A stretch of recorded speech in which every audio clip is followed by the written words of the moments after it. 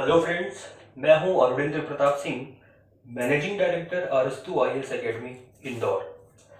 तो दोस्तों, आज का जो हमारा विषय है वो है मध्य प्रदेश का गठन। ठीक है।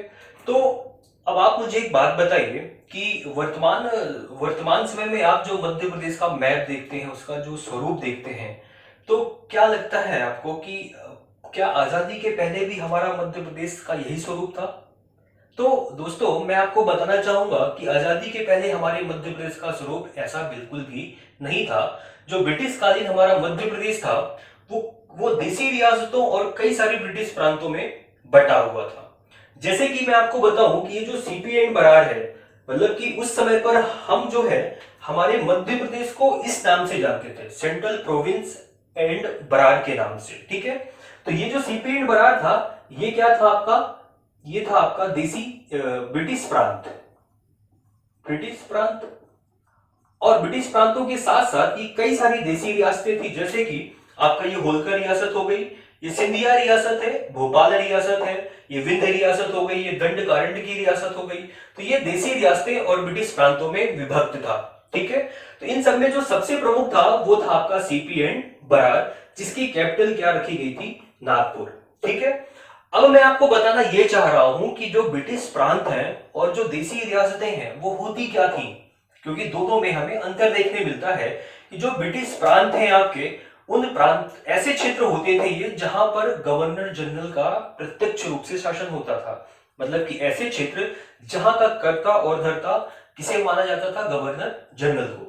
जबकि जो देसी रियासतें होती थी वो ऐसी क्षेत्र होती थी जहां पर राज्य प्रमुख होते थे, मतलब जिन क्षेत्रों में राजा होता था, लेकिन राजा का उस क्षेत्र में प्रत्यक्ष शासन तो होता था, लेकिन अप्रत्यक्ष रूप से वो ब्रिटिश क्राउन के अधीन भी होते थे। कहने का मतलब ये कि जब ब्रिटिश क्राउन को कोई संदेशा भिजवाना होता है राजा के पास, तो वो अपने वायसराय के माध्यम से उस राज प्रमुख तक अपना संदेशा भिजवाते थे।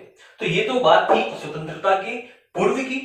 अब मैं बात करता हूं जब हमारा देश आजाद होता है। आपको पता है कि 15 अगस्त 1947 को हमारा देश आजाद हुआ और हमारे देश के समक्ष एक विकट समस्या क्या थी?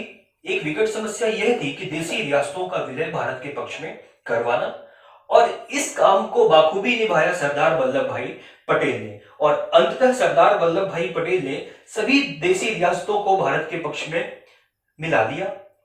ठीक है। और इसके बाद हुआ क्या कि जब हमारे देश में संविधान सभा का गठन हुआ और संविधान सभा अपना कार्य कर रही थी, तो चूंकि अब जो है तो एक अखंड भारत का निर्माण हो चुका था, सभी देसी रियासतें उसमें शामिल हो चुकी थी।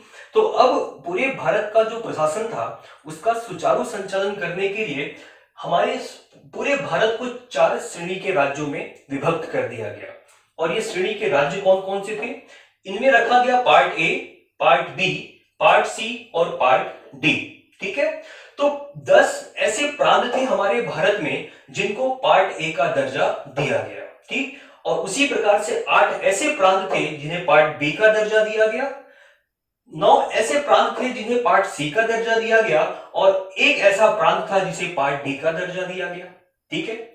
और इसी प्रकार हमने हमारे ये जो मैंने मैप बनाया है, इसको भी हमने 3 भागों में बांटा, ए, बी और सी में। तो यहां पर देखना यह है आपको कि जो पार्ट ए थे, पार्ट ए जिनमें हमने 10 प्रांतों को पार्ट ए का जो हमने दर्जा दिया, उसमें किन किन प्रांतों को हमने शामिल किया? इसमें हमने ऐसे प्रांतों को हमने पार्ट ए का दर्जा दिया जो कि ब्रिटिश प्रांत कहलाते हैं। ब्रिटिश प्रांत के साथ साथ जैसे यहां पर आप देखेंगे कि हमने यहाँ ये जो सीपी एंड बरार था, इसको पार्ट ए का दर्जा दिया। तो यहाँ पर सीपी एंड बरार के साथ साथ कुछ विदर्भ है, दंडकारण्य है, बघेलखंड, मतलब छोटी छोटी देसी रियासतें भी यहाँ पर है। तो ब्रिटिश प्रांतों के साथ साथ जो छोटी छोटी देसी रियासतें थी, उन्हें एक साथ मिलाकर के हमने उसको किसका दर्जा दे दिया? पार्ट ए का। ठीक है। अब यहां पर आप देखेंगे कि जैसे कि होलकर रियासत है और ये ग्वालियर में जो सिंधिया रियासत थी, क्योंकि ये तत्कालीन समय में ये बड़ी बड़ी रियासतें हुआ करती थी, देसी रियासतें हुआ करती थी, तो इनके आसपास भी बहुत सारी छोटी छोटी देसी रियासतें थी। तो इन सबको मिला करके हमने इनको पार्ट बी का दर्जा दे दिया गया, पार्ट बी का दर्जा दिया।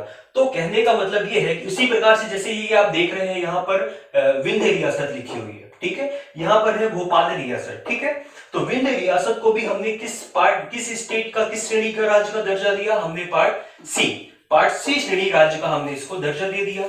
ठीक है, और उसी प्रकार से एक रियासत यहाँ पर और आप देख रहे हैं जिसका नाम है भोपाल रियासत। ठीक है, तो भोपाल रियासत को भी हमने किस श्रेणी का दर्जा दिया? सी श्रेणी का दर्जा दिया, लेकिन इसको हमने स्वतंत्र रखा। ठीक है, एक चीज और यहाँ पर देखने योग्य ये है कि हमने जो पार्ट ए स्टेट का दर्जा दिया, इसकी सीमाएं ये थी, और इनका जो हमने कैपिटल बनाया, वो कैपिटल बनाया किसको? हमने नागपुर को। ठीक है, और यहाँ पर आप देखेंगे कि जो हमने पार्ट बी का तत्कालिक जो मध्य प्रदेश उसका पश्चिमी हिस्सा था, वो हमने बड़ी बड़ी रियासतों को मिलाकर पार्ट बी का दर्जा दिया। इनकी कैपिटल हमने इंदौर को बनाया 6 माह के लिए, और 6 माह के लिए हमने बनाया ग्वालियर को। ठीक है, उसी प्रकार से ये जो विंध्य रियासत थी, विंध्य रियासत की हमने राजधानी रखी रीवा, और ये जो भोपाल है, भोपाल की कैपिटल हमने रखी भोपाल ही। ठीक है, तो उस समय पर ये जो प्रमुख देशी रियासतें और ब्रिटिश प्रांत हुए, इन ब्रिटिश प्रांतों और देशी रियासतों को हमने 3 भागों में बांट दिया, ए, बी और सी। चूंकि डी प्रांत में हमने ऐसे रियासतों को शामिल किया था जो कि द्वीपीय हो, क्योंकि ये क्षेत्र हमारा लैंड लॉक्ड है, आपको पता है यहाँ पर कोई ऐसा द्वीपीय समूह था नहीं, तो हमने यहाँ पर ऐसा कोई भी क्षेत्र ना होने के कारण हमने पार्ट डी स्टेट का दर्जा यहाँ पर किसी भी क्षेत्र को नहीं दिया। ठीक है दोस्तों, अब आगे हम देखते हैं कि किन किन चरणों में किस किस प्रकार से ये पार्ट ए, पार्ट बी और पार्ट सी स्टेट का दर्जा दिया गया।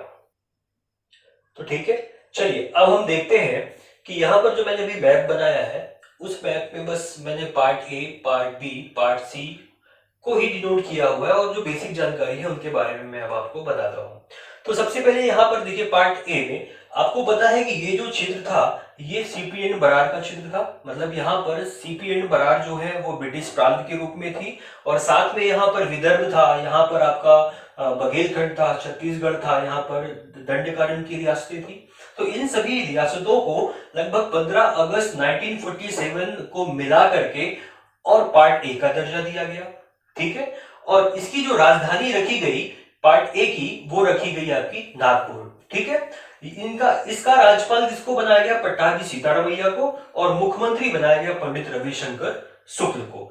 लेकिन जब द्वितीय चरण की बात करते हैं, तो द्वितीय चरण यहाँ पर अपन देखते हैं कि द्वितीय चरण की शुरुआत होती है 12 मार्च 1948 को। मतलब कि 12 मार्च 1948 को जो यहाँ पर विंध्य रियासत थी, और जो इसके आसपास की छोटी छोटी रियासतें थी, जैसे पन्ना रियासत हो गई, नागौद रियासत हो गई, सोहावल रियासत हो गई, इन सभी रियासतों को मिलाया गया। लगभग 35 प्रकार की रियासतों को मिलाया गया, और पार्ट सी स्टेट का इन्हें दर्जा दे दिया गया। ठीक है, इनका इस स्टेट का जो राज प्रमुख बनाया गया, वो बनाया गया राजा मार्तंड सिंह को, और जो उप राज प्रमुख बनाया गया, वो बनाया गया राजा यादविंद्र सिंह को। ये पन्ना रियासत के अंतिम शासक थे। इसके बाद इसी प्रांत का जो सीएम बनाया गया, मुख्यमंत्री बनाया गया, वो बनाया गया अवधेश प्रताप सिंह को। इसके कुछ ही महीनों बाद तृतीय चरण की शुरुआत होती है, जिसमें पश्चिमी क्षेत्र की 25 रियासतों को मिलाकर, जिसमें प्रमुख रूप से आपकी इंदौर रियासत है और ग्वालियर रियासत है, ये बड़ी बड़ी रियासतें थी, और इनके आसपास की छोटी मोटी रियासतों, जबकि कुल 25 रियासतों को मिलाकर के, और 28 मई 1948 को इन्हें पार्ट बी का दर्जा दिया गया। ठीक है, इस स्टेट की जो राजधानी है वो 6 माह के लिए इंदौर और 6 माह के लिए ग्वालियर को बनाया गया। इसी स्टेट का जो राज प्रमुख नियुक्त किया गया, वो नियुक्त किया गया जीवाजीराव सिंधिया को, और मुख्यमंत्री बनाया गया लीलाधर जोशी को। और जबकि अंतिम चरण, जिसमें हम भोपाल स्टेट को शामिल करते हैं, भोपाल रियासत को, अब चूंकि भोपाल भी एक छोटी रियासत थी, तो हमने 1 जून 1949 को 1 जून 1949 को भोपाल को भी पार्ट सी स्टेट का दर्जा दिया गया, और इसके मुख्यमंत्री बनाए गए शंकर दयाल शर्मा को। ठीक है, तो ये तो बात थी 1949 तक की।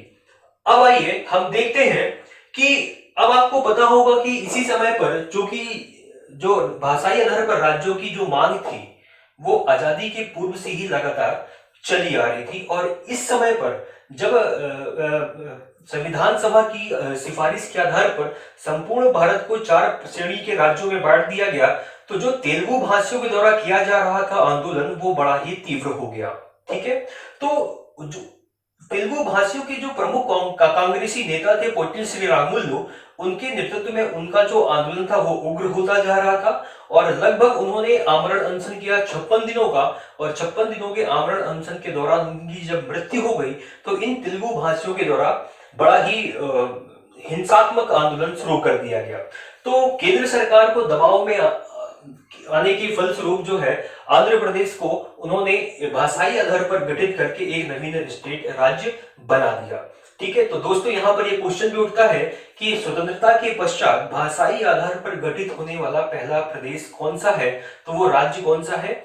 आंध्र प्रदेश। आंध्र प्रदेश की स्थापना भाषाई आधार पर 1 अक्टूबर 1953 को की गई। अब जब आंध्र प्रदेश की स्थापना कर दी गई तो भारत के अन्य राज्यों में भी भाषाई आधार पर नए राज्यों के पुनर्गठन की मांग लगातार तेज होने लगी। तो केंद्र सरकार ने 1953 में एक राज्य पुनर्गठन आयोग गठित किया जिसमें 3 मेंबर थे जिसके, और इस समिति का जो अध्यक्ष नियुक्त किया गया वो फजल अली को बनाया गया और इसी के साथ 2 इसके सदस्य भी थे। एक थे आपके हृदयनाथ कुंजरू और के.एम. पणिक्कर। जब इस समिति ने अपनी रिपोर्ट सबमिट की केंद्र सरकार को 1955 में, तो इसने कुछ अपनी सिफारिशें रखी और उन सिफारिशों में यह था कि हमें भाषाई आधार पर राज्यों का पुनर्गठन नहीं करना चाहिए। लेकिन चूंकि हमारा भारत एक लोकतांत्रिक देश है, यहाँ पर जनता की हितों, उनकी बातों को ध्यान में रखना बहुत आवश्यक है। अगर किसी क्षेत्र विशेष की मोस्टली जनसंख्या, लगभग 70% जनसंख्या अगर भाषाई आधार पर नए राज्यों के पुनर्गठन की मांग करती है तो भी प्रशासनिक सुविधा की दृष्टि से देखते हुए उन राज्यों को भाषाई आधार पर गठित किया जा सकता है। ठीक है, और उन्होंने एक बात ये कही कि जो आपने संपूर्ण भारत को 4 प्रकार के 4 श्रेणी के राज्यों में बांट रखा है, उन राज्यों को आप समाप्त कर दें और सिर्फ 2 श्रेणी के राज्य रखें, एक स्टेट और दूसरा यूटी मतलब केंद्र शासित प्रदेश।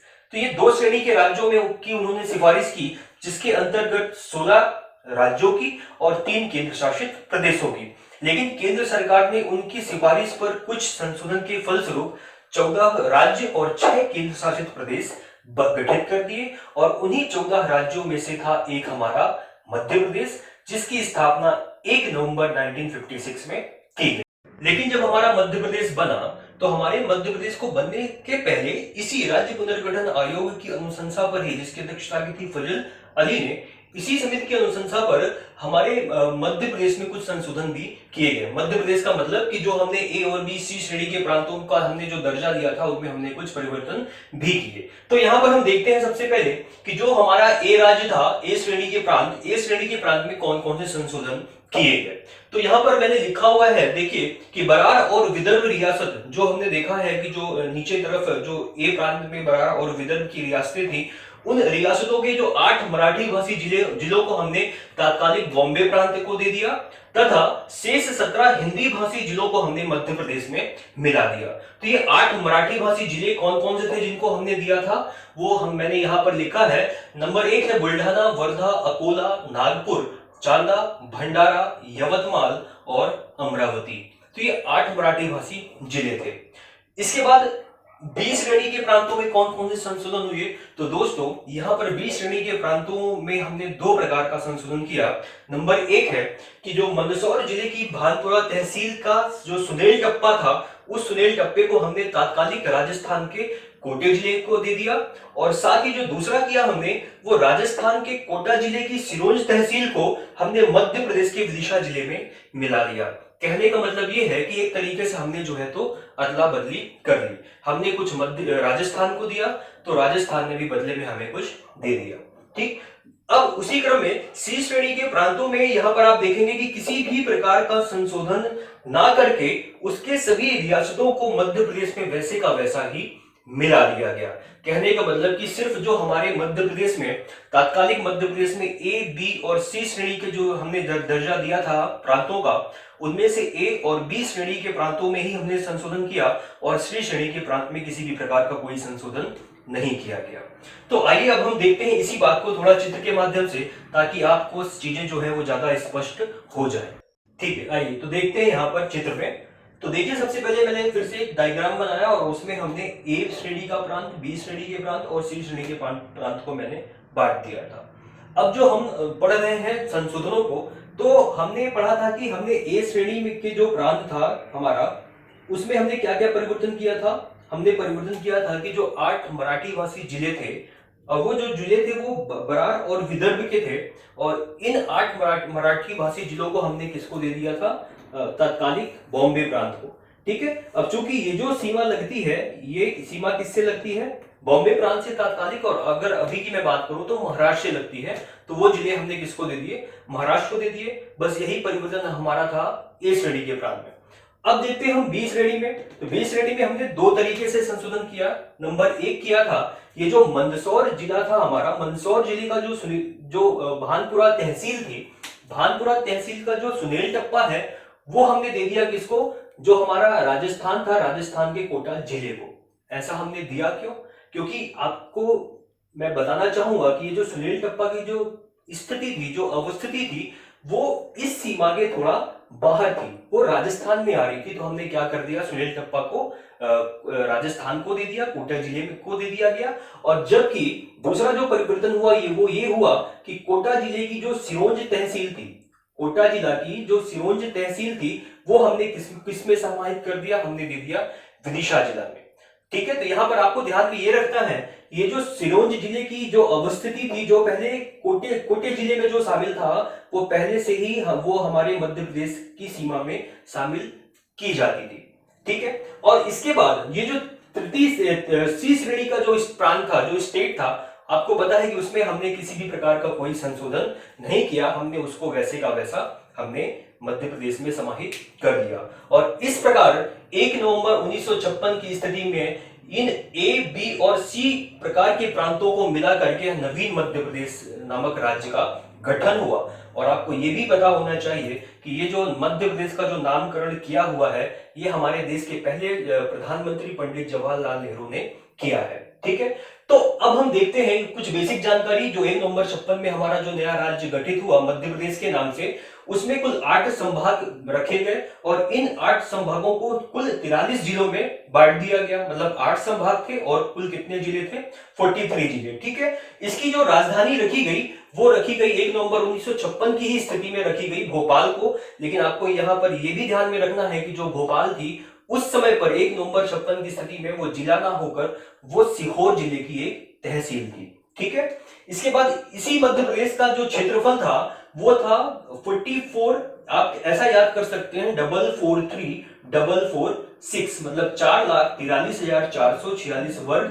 किलोमीटर। और एक चीज यहां पर आप देखेंगे कि ये तो मध्य प्रदेश हमारा है, लेकिन ये जो बाउंड्री मैंने बनाई है, ये है हमारे वर्तमान समय का छत्तीसगढ़। मतलब कि छत्तीसगढ़ तब हमारे मध्य प्रदेश में शामिल था, जो कालांतर में हम देखते हैं कि नवंबर 2000 में इसको भी अलग मध्य प्रदेश से हमारे कर दिया जाता है। ठीक है, तो आपको याद में रखना है कि जब 1 नवंबर 56 में हमारा मध्य प्रदेश बना, तब उसका क्षेत्रफल कुल कितना था, तो था 443446 वर्ग किलोमीटर। और इस मध्य प्रदेश के जो राज्यपाल बनाए गए, वो बनाए गए पट्टाभी सीतारामैया को, और मुख्यमंत्री जो बनाया गया, वो बनाया गया पंडित रविशंकर शुक्ल को। ठीक है, तो ये तो था हमारे मध्य प्रदेश की गठन की प्रक्रिया, जो कि स्वतंत्रता के पूर्व से चालू होती है और 1 नवंबर 1956 की स्थिति में आकर खत्म होती है। लेकिन दोस्तों, अभी भी हम अपने मध्य प्रदेश के वर्तमान स्वरूप में अभी हम नहीं पहुंचे हैं। तो अब हम देखेंगे कि किस किस प्रकार से कब कब हमारे मध्य प्रदेश के पुनर्गठन की प्रक्रिया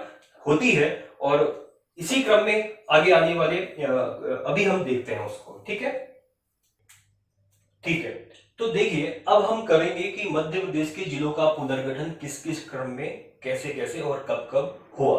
तो सबसे पहले हम देखेंगे कि यहां पर देखिए मैंने लिखा हुआ कि 26 जनवरी 1972, 26 जनवरी 1972 को हमने 2 नवीन जिलों का गठन किया। ठीक है, 2 नवीन जिले को कौन कौन से बने, पहला बना आपका भोपाल और दूसरा बनता है राजनांदगांव। जो भोपाल है वो सीहोर जिले से अलग करके भोपाल को बनाया गया नवीन जिला, और जो राजनांदगांव को बनाया गया वो दुर्ग जिले से अलग करके बनाया गया। अगर मैं यहीं पर दिखाऊं आपको, तो ये जो भोपाल है ये हमारे मध्य प्रदेश की कैपिटल है, और जो राजनांदगांव है वो अब तत्कालिक जो है छत्तीसगढ़ राज्य में उसको समाहित कर दिया गया। इसके बाद फिर हम देखेंगे कि जो 1982 में एक समिति गठित की गई और वो समिति थी आपकी वीपी दुबे समिति, ठीक है। और इसी समिति की अनुशंसा पर 25 मई 1998 को 25 मई 1998 को 10 नए जिले गठित किए गए। और वो 10 नए जिले कौन कौन से हैं? तो देखिए, सबसे पहले कि बड़वानी को किससे अलग किया गया? खरगोन से अलग करके बड़वानी बनाया गया। श्योपुर, जिसको कि मुरैना से अलग कर किया गया। फिर है आपका कटनी, जिसको कि जबलपुर से अलग किया गया। डिंडोरी, जिसको कि मंडला जिले से अलग करके बनाया गया। फिर आपका है कोरिया, जांजगीर, कांकेर, जसपुर, कोरबा और दंतेवाड़ा, ठीक है। तो ये जो 10 में से ये जो चार जो जिले हैं, ये जिले वर्तमान समय में हमारे मध्य प्रदेश में हैं। और जबकि ये जो 6 जिले हैं, ये 6 जिले कहां चले गए हैं वर्तमान समय में? ये है हमारे छत्तीसगढ़ राज्य में। इसके बाद 1998 में ही फिर से एक समिति गठित कर दी जाती है, जिसका नाम है सिंहदेव समिति। और इसी समिति की अनुशंसा पर 10 जून 1998 को फिर से 6 नवीन जिलों का गठन कर दिया जाता है, ठीक है। तो वो नए 6 कौन कौन से जिले हैं, जिसमें आपका आता है उमरिया को बनाया गया आपके शहडोल जिले से अलग करके। आपका आता है हरदा, जिसको कि होशंगाबाद से अलग करके बनाया गया। फिर है आपका नीमच, जिसे कि मंदसौर से अलग करके बनाया गया। और इसके बाद है आपका महासमुंद, कवर्धा और धमतरी। इन 6 जिलों में से 3 जिले जो हैं आपके उमरिया, हरदा और नीमच, ये हमारे मध्य प्रदेश में शामिल किए गए। और महासमुंद, कवर्धा और धमतरी जब छत्तीसगढ़ अलग हुआ हमारे मध्य प्रदेश से, तो ये किसको दे दिए गए? छत्तीसगढ़ को दे दिए गए। तो अब थोड़ा सा देखना ये है हमें कि जब 1 नवंबर 1956 को हमारा मध्य प्रदेश गठित हुआ था, तो हमारे मध्य प्रदेश में कुल 8 संभाग और कितने जिले थे? 43 जिले थे, ठीक है। अब आप देखेंगे कि 1972 में 2 नवीन जिले बने, ठीक है। तो अब हमें देखना यह है कि 10 जून 1998 तक हमारे मध्य प्रदेश में कितने जिले बन चुके थे, ठीक है। तो 1 नवंबर 56 में हमारे पास 43 जिले थे। इसके बाद 72 में हमने कितने जिले बनाए? 2 जिले बनाए। फिर आप देखेंगे कि 1998 में हमने वीपी दुबे समिति की अनुशंसा पर हमने कितने जिले बनाए नवीन? 10। तो ये 10 जिले।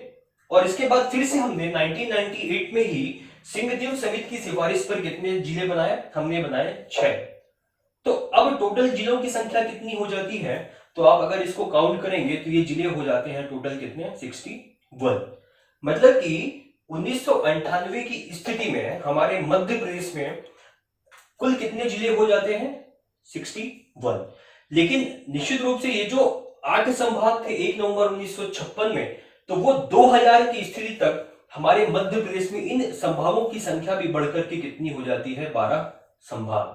तो अब हमें देखना यह है कि अब आपको पता है कि नवंबर 2000 की स्थिति में हमारे इस मध्य प्रदेश से एक नवीन राज्य, मतलब कि हमारे भारत का 26वां नवीन राज्य बनाया जाता है, जिसका नाम है आपका छत्तीसगढ़। तो अब हम देखेंगे कि जब छत्तीसगढ़ हमारे मध्य प्रदेश से अलग हुआ, तो हमने मध्य प्रदेश को कितने संभाग, कितने जिले व कितना क्षेत्रफल हमने उसको दिया। तो अब देखते हैं कि 1 नवंबर 2000 को आपको पता है कि हमारे मध्य प्रदेश से अलग करके एक नया राज्य बना, छत्तीसगढ़। और इसके लिए संसद में जो है तो छत्तीसगढ़ राज्य पुनर्गठन अधिनियम 2000 जो है पारित करवाया गया। अब चूंकि 1 नवंबर 2000 की स्थिति में हमारे मध्य प्रदेश में, मैंने भी बताया आपको कि कुल कितने संभाग थे? 12 संभाग थे। और कुल कितने जिले थे? 61 जिले हो चुके थे। तो अब हमने, चूंकि जो छत्तीसगढ़ का जो गठन हुआ वो मध्य प्रदेश से अलग होकर के किया गया, तो इन 12 संभागों में से 3 जो संभाग थे वो कहां चले गए? वो चले गए आपके छत्तीसगढ़ में, ठीक है। और 61 जिले जो तात्कालिक 1 नवंबर 2000 की स्थिति में हमारे मध्य प्रदेश में थे, अब आप 61 जिलों में से जो 16 जिले थे वो भी कहां चले गए? हमारे छत्तीसगढ़ में चले गए, ठीक है। तो अब यहां पर सोचिए कि जब 12 संभाग में से 3 चले गए छत्तीसगढ़ में, तो हमारे मध्य प्रदेश में कितने बचे? तो हमारे मध्य प्रदेश में कितने बचते हैं? 9 संभाग, ठीक है। और अगर 61 जिलों में से 16 जिले जो छत्तीसगढ़ को चले गए, तो हमारे मध्य प्रदेश में कितने जिले बचे? तो हमारे मध्य प्रदेश में बचते हैं कुल कितने जिले? 45 जिले। ठीक है, तो छत्तीसगढ़ के अलग होने के बाद भी हमारे मध्य प्रदेश में जिलों का पुनर्गठन होता रहा है। तो किस किस क्रम में होता रहा, अब वो हम सबसे पहले देखते हैं कि जब याद रखना आपको, छत्तीसगढ़ जो है अब अलग हो चुका है हमारे मध्य प्रदेश से। तो अब जो है, तो सबसे पहला होता है जो जिलों का पुनर्गठन, वो है 15 अगस्त 2003 को। तो 2003, अब आपको जो ईयर देखने मिलेंगे वो देखिए यहाँ पर 2003 लिखा हुआ है, फिर कब हुआ? 2008 को, फिर कब हुआ? 2013 को, फिर कब हुआ? 2018 को। मतलब इन ये जो ईयर है इनमें आपको 5-5 वर्ष का अंतराल देखने मिलेगा कि 2003 में 5 जोड़ोगे आप तो 8 होगा, 8 में 5 जोड़ेंगे तो आप 13 होगा, 13 में फिर 5 जोड़ेंगे तो आप 18 होगा। ठीक है, तो ये याद करने का एक आसान सा तरीका है। तो 15 अगस्त 2003 को 3 नए जिले बनते हैं। ठीक है, तो अब आपको थोड़ा याद रखना है कि अब हमारे मध्य प्रदेश में कितने कुल जिले हैं? 45। तो इन सबको आपको साथ साथ में जोड़ते भी चलना है, तो आपको पता लगेगा कि वर्तमान समय में हमारे मध्य प्रदेश में कुल कितने जिले हैं। तो 15 अगस्त 2003 को 3 नए जिले बनते हैं। तो वो कौन कौन से जिले बनते हैं? एक है आपका अशोकनगर, जिसे कि गुना से अलग करके बनाया गया, बुरहानपुर जिसे खंडवा से अलग करके बनाया गया, और आपका है अनूपपुर जिसे शहडोल जिले से अलग करके बनाया गया। इसके बाद देखिए 2008 को 2 नए जिले बने। ठीक है, यहां पर वर्ष तो 2008 ही है, लेकिन जो 2 नवीन जिले बनते हैं उनकी जो स्थापना की जो डेट है वो थोड़ा हमें अलग अलग मिलती है, थोड़ा यहां पर आपको ध्यान देना है। तो सबसे पहले बनता है हमारा अलीराजपुर 17 मई वर्ष 2008 को। तो अलीराजपुर किससे अलग होकर बना? झाबुआ जिले से। और जो 24 मई को बनता है, 24 मई 2008 को, वो बनता है आपका सिंगरौली जिला, और सिंगरौली जिला किससे अलग होकर बनाया जाता है? सीधी से। ठीक है, तो ये कंप्लीट हो गया हमारा। इसके बाद हम आते हैं कि 16 अगस्त 2013 को क्या हुआ? तो 16 अगस्त 2013 को कितने जिले बनते हैं? मात्र एक जिला बनता है। वो कौन सा जिला है? वो है आपका आगर मालवा जिला। अगर मालवा को किससे अलग करके बनाया जाता है? तो शाजापुर जिले से अलग करके आपके आगर मालवा को बनाया जाता है। इसके बाद 1 अक्टूबर 2018 को फिर से एक नवीन जिला गठित किया जाता है, और जिसका नाम है आपका निवाड़ी। और इस निवाड़ी जिले को किससे अलग करके बनाया जाता है? टीकमगढ़ से। ठीक है दोस्तों, तो अब थोड़ा सा एक ओवरव्यू अपन देखते हैं। अभी हमने देखा कि छत्तीसगढ़ जब अलग नहीं हुआ था हमारे मध्य प्रदेश से, तब हमारे पास कितने जिले थे? 61। छत्तीसगढ़ जब अलग हो गया तो हमारे पास कितने जिले बचे? 45। ठीक है, 45 जिले। अब इन्हीं 45 पे आप 3 जोड़ेंगे तो कितने हो जाएंगे? क्योंकि 2003 में 3 जिले बने। ठीक है, तो 45 और 3 48। फिर 2008 में 2 बने, तो 48 और 2 50। फिर 2013 को 1 बना, 50 और 1 51। फिर 2018 को 1 जिला बना, 51 और 1 कितना हुआ? 52। ठीक है, तो वर्तमान समय में हमारे मध्य प्रदेश में कुल कितने जिले हैं? 52 जिले हैं। लेकिन अभी हाल ही में आपने समाचार पत्रों में पढ़ा होगा कि जो मध्य प्रदेश की जो कैबिनेट है, कैबिनेट के द्वारा 3 नवीन जिलों के गठन का जो प्रस्ताव है उसकी मंजूरी मिल चुकी है। तो वो 3 जो नवीन जिले हैं वो कौन कौन से जिले हैं? एक है आपका मैहर, जिसे कि सतना से अलग करके बनाया जाएगा। दूसरा है आपका नागदा, जिसे उज्जैन जिले से अलग करके बनाया जाएगा। और तीसरा है आपका चौचौड़ा, जिसे कि गुना से अलग करके बनाया जाएगा। हालांकि अभी इनका नोटिफिकेशन जारी नहीं हुआ, बजट में जब तक ये प्रकाशित नहीं होंगे तब तक अभी हम इनको जिलों की संख्या में शामिल नहीं करेंगे। तो वर्तमान समय में अगर मैं बात करूं हमारे मध्य प्रदेश में, तो हमारे मध्य प्रदेश में कुल कितने जिले हैं? तो उन जिलों की संख्या है आपके समक्ष 52 जिले। ठीक है, एक चीज और ध्यान में रखना है, मैंने बताया था कि हमारे पास जब हमारे छत्तीसगढ़ इंक्लूड था तो 12 संभाग थे। ठीक है, और 12 में से हमने जब छत्तीसगढ़ को कितने दे दिए? 3 संभाग दे दिए, तो हमारे पास कितने बचे? 9 बचते हैं। फिर जो 2008 जब वर्ष आता है तो 2008 में जो नया संभाग बनता है वो आपका शहडोल संभाग बनता है। तो इस तरीके से हमारे मध्य प्रदेश में जो संभागों की संख्या हो जाती है वो 10 हो जाती है। ठीक है, तो वर्तमान समय में भी जब हम पढ़ते हैं तो हमारे मध्य प्रदेश में 10 संभाग और 52 जिले हो जाते हैं। ठीक है दोस्तों, तो अब हम देखते हैं कि ये तो हमारे मध्य प्रदेश का गठन और पुनर्गठन की ये संपूर्ण प्रक्रिया हो गई, तो अब हमारे मध्य प्रदेश का जो स्वरूप हमने जो प्रारंभ में पढ़ा था, जो मैंने आपसे बात कही थी कि वर्तमान में हम जो जिस मध्य प्रदेश को देखते हैं, क्या वैसा ही हमें स्वतंत्रता पूर्व भी दिखलाई पड़ता है? तो अब ये बात आपको समझ में आ गई होगी। तो देख लेते हैं एक बार कि हमारे मध्य प्रदेश का जो वर्तमान स्वरूप है वो हमें किस प्रकार से दिखलाई पड़ता है। ठीक है,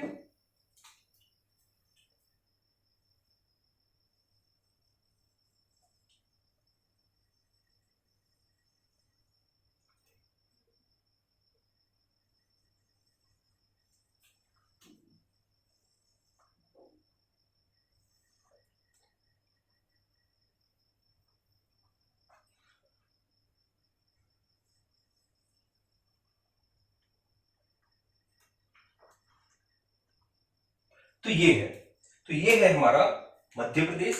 और इसी मध्य प्रदेश की वर्तमान समय में कुल कितने संभाग हैं? कुल संभाग 10 हो गए। और जिलों की संख्या कितनी है? जिलों की संख्या है आपके 52। ठीक है, 52 जिले। तो याद करिए कि जब हमने पढ़ा था कि जब छत्तीसगढ़ हमारे मध्य प्रदेश से अलग, हाँ, तो उसका जो कुल क्षेत्रफल था वो हमने कितना पढ़ा था? हमने पढ़ा था 443,446 वर्ग किलोमीटर। ठीक है, ये तब का क्षेत्रफल है जब हमारे मध्य प्रदेश के साथ छत्तीसगढ़ जुड़ा हुआ था। लेकिन जब छत्तीसगढ़ अलग हो गया तो हमारे मध्य प्रदेश का जो क्षेत्रफल बनता है 2000 के बाद की स्थिति में, वो कितना होता है? वो बचता है हमारा 252 वर्ग किलोमीटर। ठीक है, लेकिन एक बात आपको ध्यान में ये ही रखना है, ये कितना लिख दिया मैंने? 3,08,252 वर्ग किलोमीटर। किसी किसी पुस्तक में आपको ये भी देखने मिलेगा 3,08,245 वर्ग किलोमीटर। तो अक्सर हम संशय में पड़े जाते हैं कि कौन सा सही होगा, ये 245 वर्ग किलोमीटर सही होगा या 252 वर्ग किलोमीटर सही होगा। तो दोस्तों मैं ये आपको बता देना चाहता हूं कि चूंकि आपको पता है कि छत्तीसगढ़ जो है हमारे मध्य प्रदेश के पूर्वी ओर ही है, तो यहाँ पर एक अनूपपुर में एक घाटी पड़ती है और उस घाटी का नाम क्या है? उसका नाम है आपकी किरार घाटी। ठीक है, और इस किरार घाटी का जो क्षेत्रफल 7 किलोमीटर का जो क्षेत्रफल है वो हमारे मध्य प्रदेश और छत्तीसगढ़ के बीच क्या है? विवादित है। और इस क्षेत्रफल को जब आप जोड़ देंगे तो वो 3,08,252 वर्ग किलोमीटर हो जाएगा। और जब आप इसको इसमें शामिल नहीं करेंगे तो वही क्षेत्रफल कितना बन जाएगा? 3,08,245 वर्ग किलोमीटर।